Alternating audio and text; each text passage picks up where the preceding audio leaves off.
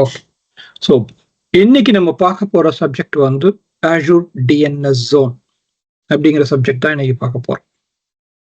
இந்த சப்ஜெக்ட் பொறுத்த வரைக்கும் AZ104 அந்த எக்ஸாமுக்கு தேவையானது என்ன, அப்புறம் AZ700ல என்ன அப்படிங்கறத இன்னைக்கு முடிஞ்ச வரைக்கும் கவர் பண்ணுவோம். பட் பேசிக்கா பார்த்தீங்கன்னா AZ104ல வெரி ஹை லெவலா தான் இருக்கும். அதை பத்தி டீட்டெயிலும் பார்க்கலாம். அதுக்கு முன்னாடி நாம தெரிஞ்சுக்க போறது என்னன்னா, இங்க டிஎன்எஸ்னா என்ன அப்படின்னு ஃபர்ஸ்ட் தெரிஞ்சுக்குவோம். டிஎன்எஸ்னா எப்படி என்னன்னா, டிஎன்எஸ் வந்து இன்டர்நெட் ஃபோன் புக் அப்படின்னு சிம்பிளிஃபைடா நீங்க அதை ரிமெம்பர் பண்ணிக்கலாம். ஓகே, எப்படி நமக்கு ஒரு ஃபோன் நம்பர் தெரியலன்னா நம்ம எப்படி எல்லோ பேஜ் ஆரம்ப காலத்துல பெறட்டணுமோ, அப்புறம் அது எல்லோ பேஜ் என்ன ஆச்சு, இன்டர்நெட்ல வந்துச்சு இல்லையா. இப்போ இந்த ஜென்ரேஷன்ல இருக்கவங்களுக்குலாம் எல்லோ பேஜ்னா என்னன்னு தெரியாது, அந்த புக்கு எப்படி இருந்திருக்குன்னு கூட பார்த்துருக்க மாட்டீங்க. ஓகே, எங்க காலத்துலலாம் எப்படின்னா வந்து நாங்க ஒரு இன்டர்நெட்ல ஒரு ஃபோனை வந்து நாங்க யார்கிட்டயாவது பேசணும் ஏதாவது ஒரு கம்பெனிக்கு ஃபோன் பண்ணணும்னா நம்ம என்ன பண்ணுவோம்னா, ஒரு எல்லோ பேஜ்னு ஒரு புக் இருக்கும். அந்த புக்கை எடுத்து தான் என்ன பண்ணுவோம்னா, ஃபர்ஸ்ட் நம்ம போய் பெரட்டி அந்த எல்லோ பேஜ் எடுத்து நம்ம பார்ப்போம். அதுல கம்பெனி நேம் கண்டுபிடிச்சு அந்த கம்பெனிக்கு நார்மலா ஃபோன் பண்ணுவோம். ஓகே, ஸோ அது மாதிரி இன்டர்நெட்ல நாம ஒரு விஷயத்தை தெரிஞ்சுக்கணும் அப்படின்னா நமக்கு ஒரு அட்ரஸ் வேணும். அதுதான் வந்து டொமைன் நேம் சர்வீஸ் அப்படின்னு சொல்லுவோம், டிஎன்எஸ். இந்த டொமைன் நேம் சர்வீஸ்ங்கிறது வந்து இன்டர்நெட்டுக்கும் இருக்கலாம், இன்ட்ராநெட்டுக்கும் இருக்கலாம். அதாவது கம்பெனிக்குள்ள ரன் பண்ணக்கூடிய பல சிஸ்டமுக்கும் இது தேவைப்படும். கம்பெனிக்கு வெளியில பப்ளிக் டொமைன்ல இருக்கக்கூடிய பல சிஸ்டமுக்கு இது தேவைப்படும். ஓகே, இப்போ இதை எப்படி பிரிக்கிறாங்க அப்படின்னு பார்த்தோம்னா, ஃபர்ஸ்ட் வந்து இந்த டாட்க்கு அப்புறம் உள்ள .com அப்படின்னு இருக்கு பார்த்தீங்களா, அதுக்கு என்ன சொல்லுவோம்னா top global level domain, TLD அப்படின்னு சொல்லுவோம். இந்த டாப் லெவல் டொமைன் வந்து எப்படி இருக்கும் அப்படின்னா, .com இருக்கும், .net இருக்கும், .orgன்னு இருக்கும், .edu இருக்கும், .gov இருக்கும். அது மாதிரி ஒன்னா நிறைய இருக்கும். இப்போ ஒரு கண்ட்ரி ஸ்பெசிபிக்ல வரும்போது .in இந்தியாவுக்கு இன் அப்படின்னு இருக்கும், சிங்கப்பூருக்கு வந்து .sg, யூஎஸ்க்கு வந்து .us அப்படின்னு சொல்லி இருக்கும். இப்போ இன்னைக்கு இருக்கிற வேர்ல்ட்ல வந்து .io, .dev இந்த மாதிரி நிறைய டொமைன் நேம்ஸ்லாம் வர ஆரம்பிச்சிருச்சு. ஓகே, இது எல்லாத்தையுமே என்ன சொல்லுவோம்னா, இந்த டொமைன் நேம்க்கு அப்புறம் வர்றது எல்லாத்தையுமே டாப் லெவல் டொமைன், டிஎல்டி அப்படின்னு சொல்லுவோம். அதுக்கப்புறம் வர்றதுக்கு இல்லையா என்னெல்லாம் இருக்கோ அது எல்லாத்தையும் என்ன சொல்லுவோம்னா வந்து டொமைன் நேம் அப்படின்னு சொல்லுவோம். ஃபார் எக்ஸாம்பிள் இங்க மைக்ரோசாஃப்ட்னு கொடுத்துருக்கேன், இல்லை நான் AWSன்னு சொல்லலாம், கூகுள்னு சொல்லலாம். ஓகே, இல்லை yahoo.com சொல்லலாம். ஓகே, எது வேணுமோ நான் சொல்லலாம். இது எல்லாத்தையும் என்ன சொல்லுவோம், டொமைன் நேம் அப்படின்னு சொல்லுவோம். அதுக்கு முன்னாடி இருக்கு பாத்தீங்களா www, இதுக்கு பேர் என்னன்னா சப் டொமைன். இதுக்கு முன்னாடி இருக்க எல்லாமே என்னென்ன, சப் டொமைன். இதுதான் இந்த DNS overall concept. Okay, so sub domain, domain, top level domain. So இதுக்கு பேஸ் பண்ணி தான் நம்ம கொடுக்குற அட்ரஸ் என்னங்கிறது எப்படி வருங்கிறத நமக்கு தெரிஞ்சுக்க போறோம். ஓகே, இப்போ இந்த டொமைன்லாம் இருக்க இதெல்லாம் யார் மேனேஜ் பண்றா, இது எப்படி பண்றாங்க அப்படின்னா, இதை மேனேஜ் பண்றவங்களுக்கு கம்பெனிக்கு பேரு வேர்ல்டு வைடா இருக்க நான் ப்ராஃபிட் ஆர்கனைசேஷன் ஒன்று இருக்கு. அதுக்கு பேர் வந்து ICANN அப்படின்னு சொல்லி ஒரு கம்பெனி வந்து ஒரு ஆர்கனைசேஷன் இருக்கு. வேர்ல்டுல இருக்க எல்லா டொமைன் நேமுமே இவங்க தான் மேனேஜ் பண்றாங்க. ஆனா இவங்க என்ன பண்ணிருக்காங்கன்னா, ஒரு ஸ்டாண்டர்ட் ரெடி பண்ணி கொடுத்து இந்த ஆப்ரேட்டர்ஸ் அப்படின்னு சொல்லியிருக்காங்க. ஓகே, இந்த ஆப்ரேட்டர்ஸ்ட்டு கொடுத்துருவாங்க.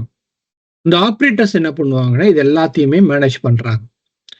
.org, .net, .gov, .edu இந்த மாதிரி நிறைய இதுக்கு எல்லாத்துக்கும் சேர்த்து ஃபியூ ஆப்ரேட்டர்ஸ் மட்டும்தான் இருக்காங்க. அந்த ஆப்ரேட்டர்ஸ் ஆப்ரேட் பண்ணுவாங்க. அப்புறம் ரிஜிஸ்ட்ரார் அப்படின்னு இருக்காங்க. இந்த ரிஜிஸ்ட்ரார் யார் அப்படின்னா, ஒன்று நீங்க கூட டைரக்டா அந்த ரிஜிஸ்டர் பண்ணிக்கலாம், இல்லை ரீசெல்லர் மூலமா ரிஜிஸ்டர் பண்ணலாம். ரீசெல்லர்லாம் யாரு அப்படின்னா, cheapname.com, ஓகே, இல்லை godaddy.com, ஓகே, இந்த மாதிரி நிறைய கம்பெனிஸ் இருக்கு இல்லையா, அவங்க எல்லாம் ரீசெல்லர். அவங்க என்ன பண்ணுவாங்கன்னா, நேரடியாக போய் ரிஜிஸ்ட்ரார்ட்ட கேட்பாங்க. அந்த ரிஜிஸ்ட்ரார் என்ன பண்ணுவாங்கன்னா, ஐகேன்ல சொல்லி இது பண்ணி அவங்க ஆப்ரேட்டர்கிட்ட வந்து சொல்லி ஆப்ரேட்டர் வழியா ரிஜிஸ்டர் பண்ணி அது ஐகேனுக்கு போய் ரிஜிஸ்டர் ஆகி நிற்கும். இதுதான் வந்து நார்மலா நடக்கக்கூடிய ப்ராசஸ். ஓகே, இப்போ இந்த ப்ராசஸ்ல பாத்தீங்கன்னா இது எப்படி நமக்கு வருது, எப்படி கிடைக்குது அப்படின்னு பார்த்தோம்னா, இப்போ ஃபார் எக்ஸாம்பிள் உங்ககிட்ட ஒரு லேப்டாப் இல்ல மொபைல் ஃபோன் ஏதோ ஒன்று இருக்கு. ஓகே, இப்போ லேப்டாப்போ மொபைல் ஃபோன்லயோ நீங்க என்ன பண்ணுவீங்கன்னா, ஒரு வெப்சைட் அட்ரஸ் அடிக்கிறீங்கன்னு வச்சுக்கோங்க. வெப்சைட் அட்ரஸ் அடிச்ச உடனே அது என்ன செய்யும், ஃபர்ஸ்ட் உங்க லேப்டாப்ல இல்லது உங்க மொபைல் போன்ல லோக்கல் கேட்ச் அல்லது ஓஎஸ் கேட்ச், ரவுட்டர் கேட்ச்னு இருக்கும். அதாவது உங்க வீட்டில் இருக்கக்கூடிய ரவுட்டரோ அல்லது உங்க ஓஎஸ்லயோ இல்ல லோக்கல்லையோ கேட்ச் இருந்துச்சுன்னா அந்த டொமைன் நேமை ஃபர்ஸ்ட் போய் பார்க்கும். பார்த்துட்டு அங்க இருந்துச்சுன்னா உடனே ரெஸ்பான்ஸ் திரும்ப இங்க போயிடும். ஓகே, அப்படி இல்லை அப்படின்னா ஹோஸ்ட்னு ஒரு ஃபைல் இருக்கும் உங்க கம்ப்யூட்டர்ல. அதாவது விண்டோஸ்ல சிஸ்டம் 32ல இங்கிலீஷ்ல எக்ஸெட்ரால போய் பார்த்தீங்கன்னா ஒரு ஃபைல் ஒன்று இருக்கும், ஹோஸ்ட் டாட் அப்படின்னு சொல்லிட்டு. இந்த ஃபைல்ல போய் பார்க்கும். அங்க இருந்துச்சுன்னா உடனே அந்த வெப்சைட் ரெஸ்பான்ஸ் கொடுத்துரும். இங்க இல்லை அப்படின்னா உடனே என்ன பண்ணணும்னா ரெக்ரசிவ் சர்வர் அப்படின்னு சொல்லுவோம். இதுதான் வந்து நாம யார்கிட்ட டொமைன் வாங்கியிருக்கோமோ இல்ல யார்கிட்ட நம்ம டொமைன் ரிஜிஸ்டர் பண்ணிருக்கோமோ அவங்களுடைய சர்வர். எக்ஸாம்பிள், இப்போ கோடாடியில வாங்கியிருந்தா கோடாடியோட சர்வர் இப்படி இருக்கும். இல்ல அஜூர்ல டிஎன்எஸ் சர்வீஸை கிரியேட் பண்ணியிருந்தா அஜூர் டிஎன்எஸ் சர்வீஸ் இப்படி இருக்கும். இல்ல உங்க ஆபீஸ்லயே இன்டர்னலா வச்சிருந்தீங்கன்னா இன்டர்னலா இப்படி இருக்கும். இந்த சர்வர் பேர்னா ரெக்ரசிவ் ரிசால்வர் அப்படின்னு சொல்லுவோம். இங்கேருந்து நேரா ரெக்ரசிவ் ரிசால்ட்ட போயிட்டு இந்த லேப்டாப்ல இருந்து இப்போ abc.com அப்படிங்கறது கேட்டிருக்காங்க, அது யார்கிட்ட இருக்கு அப்படின்னு கேட்கும். இப்போ ரெக்ரசிவ் சர்வர்கிட்ட இருந்துச்சுன்னா ரிப்ளை கொடுக்கும். இல்ல அப்படின்னா உடனே என்ன பண்ணும், ரெக்ரசிவ் சர்வர் நேரா போயிட்டு ரூட் நேம் சர்வர் அப்படின்னு ஒன்று இருக்கும். அந்த ரூட் நேம் சர்வர்கிட்ட போய் இது மாதிரி abc.com அப்படிங்கிறவங்க யார்கிட்ட ரெஜிஸ்டர் ஆயிருக்கு, யார் அதை ஓன் பண்ணிருக்கா அப்படின்னு கேட்கும். அப்போ அது என்ன பண்ணும்னா ஃபர்ஸ்ட் .com .net .org பார்க்கும். அதை பேஸ் பண்ணி என்ன பண்ணும், ரிப்ளையே உனக்கு கொடுக்கும். கொடுக்கும்போது அது என்ன பண்ணும்னா டாப் லெவல் டொமைன் சர்வர்னு பார்த்தோம் இல்லையா, அந்த டாப் லெவல் டொமைன் சர்வர் யார்கிட்ட இருக்கு அப்படிங்கிற என்னங்கிறத வந்து உங்களுக்கு ரிப்ளை கொடுக்கும். இப்போ .com அப்படின்னா .comல போய் தேடணும். ஓகே, அப்போ .comல போய் அது வரும். வந்ததுக்கு அப்புறம் அங்கே என்ன பண்ணும், யார் இது வந்து அத்தாரிட்டேட்டிவ் நேம் சர்வர். அதாவது இப்போ கோடாடியில யூஸ் பண்ணியிருந்தாங்கன்னா கோடாடியில ஒரு நேம் சர்வர் இருக்கும், அஜூர்ல இருந்தா அஜூர்ல ஒரு நேம் சர்வர் இருக்கும். அந்த நேம் சர்வர் அட்ரஸ் என்ன அப்படின்னு சொல்லும். அப்போ அந்த நேம் சர்வருக்கு போயிட்டு அங்கேருந்து என்ன பண்ணும்னா இந்த ஐபி அட்ரஸை எடுத்துட்டு வந்து நம்ம கிட்ட கொடுக்கும். நம்ம கிட்ட கொடுத்த உடனே ரெக்ரசிவ் சர்வர் வாங்கி நேரா ஹோஸ்டுக்கு அனுப்பும். ஹோஸ்டுக்கு அனுப்பின உடனே இந்த ஐபி அட்ரஸுக்கு நம்மளுடைய கம்யூனிகேஷன் போயிடும்.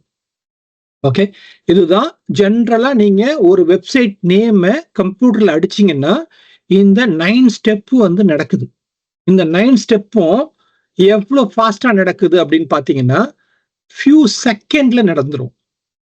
மில்லி செகண்ட் கூட சொல்லலாம், செகண்ட் கூட இல்ல, மில்லி செகண்ட் அப்படின்னு சொல்லுவோம். அதுல இவ்வளவும் நடந்துரும். ஓகே, இங்கேருந்து போவோம், பார்க்கும், டக்குன்னு இங்க ரெக்ரசிவ் சர்வர் போவோம், ரெக்ரசிவ் சர்வர் ரூட் நேம் போவோம், ரூட்ல இருந்து டிஎல்டிக்கு வரும், டிஎல்டில அத்தாரிட்டி வரும், அத்தாரிட்டில இருந்து ஹோஸ்டுக்கு வந்துடும். இவ்வளோ ரிக்வெஸ்டும் வெரி ஃபாஸ்டா நடக்கும். ஓகே, அப்போ உலகத்துல எவ்வளவு டொமைன் நேம் இருக்கு, ஒவ்வொரு டொமைன் நேமுக்கும் சப் டொமைனா இருக்கலாம், மெயின் டொமைனா இருக்கலாம், எது வேணுமோ இருக்கலாம். ஓகே, அவ்வளோ டொமைனுக்கும் இவ்வளோ கொரிஸ் போய்கிட்டே இருக்கு பர் செகண்ட். இந்த கொரிஸ் எல்லாத்துக்குமே என்ன சொல்லுவோம்னா மோஸ்ட் டிராஃபிக்டு டேட்டா பேஸ் அப்படின்னா என்னது, recursive server, root server, TLD server, authoritative server. இதுதான் என்னன்னா most trafficked data base in the world. Okay, இங்கே தான் எல்லாமே இருக்கு. ஓகே, இப்போ இதுல நம்ம தெரிஞ்சுக்க வேண்டியது என்னன்னா ரெக்கார்ட் டைப்ஸ் இருக்கு. இந்த ரெக்கார்ட் டைப்ஸ் என்ன சொல்லுவோம் அப்படின்னா பேசிக்கா சி நேம் அப்படின்னு சொல்லுவோம், ஏ ரெக்கார்ட் அப்படின்னு சொல்லுவோம், எம்எக்ஸ் ரெக்கார்ட்னு சொல்லுவோம், டிஎக்ஸ்டி அப்படின்னு சொல்லுவோம். என்எஸ் வந்து நேம் சர்வருக்கு. ஓகே, இப்போ நமக்கு தெரிய வேண்டியது என்னன்னா அதிகமா எல்லாரும் யூஸ் பண்றது ஏ ரெக்கார்டு யூஸ் பண்ணுவாங்க, சி நேம் யூஸ் பண்ணுவாங்க, எம்எக்ஸ் யூஸ் பண்ணுவாங்க, டிஎக்ஸ்டி யூஸ் பண்ணுவாங்க. இந்த ஏ ரெக்கார்டுக்கு வந்து IPv4 ஐபி இருந்தா ஏ ரெக்கார்ட்ல கொடுக்கணும். இந்த 4A உள்ளது வந்து IPv6 இருந்தா IPv6 வந்து 4A கான்ஃபிகர் பண்ணணும். CNAMனா FQDN, அதாவது நம்ம கிட்ட இருக்கக்கூடிய நேம்ஸை வந்து டிரான்ஸ்ஃபர் பண்றது. இப்போ அஷூர்ல போய் நீங்க ஒரு சர்வீஸ் கிரியேட் பண்ணீங்கன்னா, ஸ்டோரேஜ் அக்கௌண்ட் கிரியேட் பண்ணி ஐபி அட்ரஸ் வராது, ஸ்டோரேஜ் அக்கௌண்ட் நேம் தான் வரும், ரைட்? இப்போ போய் web service web app create பண்ணீங்கன்னா அங்க என்ன வரும்? வெப் ஆப்ல ஒரு URL தான் வரும். அப்போ அந்த URL எப்படி ரீடைரக்ட் பண்றது அப்படின்னா CNAME வச்சு யூஸ். MXங்கிறது எதுக்குன்னா, நம்ம வந்து மெயில் சர்வர் ஹோஸ்ட் பண்ணோம்னா MX ரெக்கார்டு வேணும். ஓகே. TXTங்கிறது என்னன்னா, நான் தான் இந்த ஓனர் இல்லை அப்படிங்கிறத வேலிடேட் பண்றதுக்காக TXT ரெக்கார்டு கிரியேட் பண்ணுவாங்க. ஓகே, இதுதான் நார்மலா ரெக்கார்ட் டைப். இந்த 4 டைப் தெரிஞ்சுக்கிட்டா போதும், மோஸ்ட்லி இட்ஸ் சஃபிஷியன்ட். ஓகே, இப்போ உங்ககிட்ட வந்து ஒரு ஆன்பிராம்ல ஒரு சர்வர் இருக்குன்னு வச்சுக்கோங்க. நீங்க உங்ககிட்ட உங்க லேப்டாப் இருக்கு, இல்ல மொபைல் சர்வீஸ் இருக்கு. நீங்க என்ன பண்ணணும், உங்க ஆன்பிராம்ல இருக்கக்கூடிய DNS சர்வரை பண்ணணும் அப்படின்னா சேம் லோக்கல்ல வரும். வந்ததுக்கு அப்புறம் ஹோஸ்ட்டுக்கு போவோம். ஹோஸ்ட்ல இருந்து என்ன பண்ணணும்னா லோக்கல்ல இருக்கக்கூடிய DNS சர்வர்ல கேட்டு வந்துடும். இப்போ இது வந்து நேம் வந்து என்ன வேணுமோ இருக்கலாம், .localன்னு இருக்கலாம், ஓகே, இன்ட்ராநெட்னு இருக்கலாம், .intranet இருக்கலாம், எது வேணுமோ இருக்கலாம். இது எல்லாமே இங்கேயே ஹோஸ்ட் பண்ணுவீங்க. ஃபார் எக்ஸாம்பிள் Kanthosa.internal அப்படின்னா Kanthosa.internal என்ன பண்ணும், நீங்க அடிச்ச உடனே லோக்கல்ல இருக்கான்னு பார்க்கும், இல்லை ஹோஸ்ட்ல இருக்கான்னு பார்க்கும். அப்படி இல்லைன்னா ரெக்கர்சிவ் சர்வர் வந்து உங்க லோக்கல்ல இருக்கக்கூடிய DNS சர்வர்ல இருந்து எடுத்துட்டு வந்து அதோட ஐபி அட்ரஸ் என்னன்னு கொடுக்கும், நீங்க ஈஸி ஆக்சஸ் பண்ணிட்டு போயிடுவீங்க. இதுதான் ஜென்ரலா நடக்கக்கூடியது. இப்போ இது ஆன்பிராம்ல இருக்கு. ஓகே, நான் முன்னாடி சொன்னது இன்டர்நெட்ல இருக்கு. இது ரெண்டையுமே அஷூர்ல பண்ணணும்னா எப்படி பண்றது? அதுக்குதான் அஷூர்ல 2 சர்வீஸ் இருக்கு. ஒரு சர்வீஸுக்கு பேரு DNS Zone அப்படின்னு ஒரு சர்வீஸ் இருக்கு. இன்னொரு சர்வீஸுக்கு பேரு DNS Private Zone அப்படின்னு 2 சர்வீஸ் இருக்கு அஷூர்ல. ஓகே, இப்போ இந்த 2 சர்வீஸ் தான் நமக்கு DNS வந்து அஷூர்ல ப்ரொவைட் பண்ணுது. ஓகே, நீங்க உங்களுடைய போர்ட்டல்ல போயிட்டு நீங்க VNet கிரியேட் பண்ணும்போது VNetல சைட்ல கிரியேட் பண்ணி முடிச்சதுக்கு அப்புறம் சைட்ல மெனுல போய் பார்த்தீங்கன்னா அந்த மெனுல என்ன இருக்கும், DNS Zone அப்படின்னு ஒன்று இருக்கும். DNS name configuration. அதுல போய் பை டிஃபால்ட் பார்த்தீங்கன்னா Azure DNSன்னு இருக்கும். அப்படின்னா டைரக்டா இங்க இருக்கக்கூடிய Azure DNSக்கு அது பேக் எண்டுக்கு போயிடும். ஓகே, ஸோ அந்த கான்ஃபிகரேஷனை மாத்துறது அதெல்லாமே அட்வான்ஸ் சப்ஜெக்ட். ஓகே, பட் இப்போதைக்கு நீங்க இதுக்கே உங்களுக்கு நேம்லாம் வரணும் அப்படின்னா நீங்க DNS சர்வர் கான்ஃபிகர் பண்ணணும். ஃபார் எக்ஸாம்பிள், இப்போ உங்ககிட்ட 2 VM இருக்கு, இங்க VM இருக்கு. இந்த VM வந்து உங்களுக்கு DNS கொரி வந்து DNSக்கு போயிட்டு வருதுன்னா இதுதான் அஷூர்ல இருக்கக்கூடிய DNS சர்வர். அதாவது 168. something சொல்றோம் இல்லையா, இதுதான் வந்து அஷூர்ல இருக்கக்கூடிய DNS சர்வர். இதுதான் பை டிஃபால்ட் அட்ரஸ் 168.163.129.16. ஓகே, இப்போ இங்கேருந்து கேட்டீங்கன்னா என்ன பண்ணணும்னா DNS கொரி அனுப்பும். DNS கொரி 8 வந்து நமக்கு கொடுத்துரும். அதே மாதிரி இன்னொரு VNetல இருந்தாலும் VNet to VNet கனெக்டிவிட்டி இருக்கிறதுனால அங்க உள்ளதையும் நமக்கு எடுத்துட்டு வந்து தரும். ஓகே, இதே நீங்க ஆன்பிராம்க்கு போகணும்னா என்ன பண்ணும், இல்ல இங்கேருந்து ஆன்பிராம்ல இருந்து கிளவுட்ல இருக்க VM அக்சஸ் பண்ணணும்னா நம்ம என்ன பண்ணுவோம், DNS கொரியை வந்து ஆன்பிராம்ல இருக்க DNS சர்வருக்கு அனுப்புவோம். அந்த DNS சர்வர் என்ன பண்ணோம்னா நம்ம கிட்ட இருக்கக்கூடிய எக்ஸ்பிரஸ் ரவுட் வழியாவோ இல்ல அது வந்து சைட் டு சைட் VPN வழியாவோ வந்து அதை வந்து என்ன பண்ணும், இங்கே ஃபார்வர்ட் பண்ணும். எதுக்கு, Azure DNSக்கு ஃபார்வர்ட் பண்ணும். அப்போ Azure DNSக்கு தெரியும் எங்க இருக்குன்னு சொல்லிட்டு அங்கேருந்து அது நமக்கு ரிப்ளை கொடுக்கும், இந்த ஐபி அட்ரஸுக்கு வான்னு. அப்போ நம்ம அந்த ஐபி அட்ரஸுக்கு வருவோம். ஓகே, இதுதான். ஓகே, இப்போ கேள்வி என்னன்னா, why DNS, Azure DNS? Okay, இந்த Azure DNS அப்படிங்கிறது என்னன்னா, ஃபர்ஸ்ட் இது வந்து குளோபல் சர்வீஸ். ஓகே, நான் ஏற்கனவே சொன்னேன், சர்வீஸ்ல வந்து சில சர்வீஸ், முக்காவாசி சர்வீஸ் வந்து அஷூர்ல என்னவா இருக்கும் அப்படின்னு சொன்னேன், ரீஜனல் சர்வீஸா இருக்கும். மொத்தம் அஷூர்ல எத்தனை ரீஜன் இருக்கு, கிட்டத்தட்ட 60க்கு மேல ரீஜன் இருக்கு. ஒரு சர்வீஸை கிரியேட் பண்ணோம்னா, VNet கிரியேட் பண்ணோம்னா அது ஒரு ரீஜனுக்கு மட்டும்தான் இருக்கும் அப்படின்னு சொல்லியிருக்கேன்.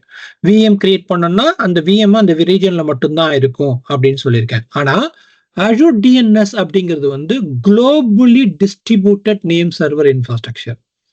இதுக்கு ரீஜன் செலக்ட் பண்ண முடியாது.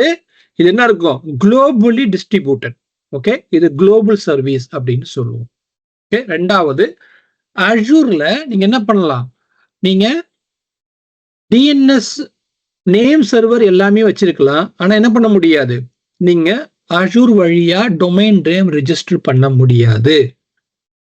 ஓகே, அதுக்கு என்ன பண்ணும், ஒரு third party domain name registrar தான் நம்ம யூஸ் பண்ணணும்.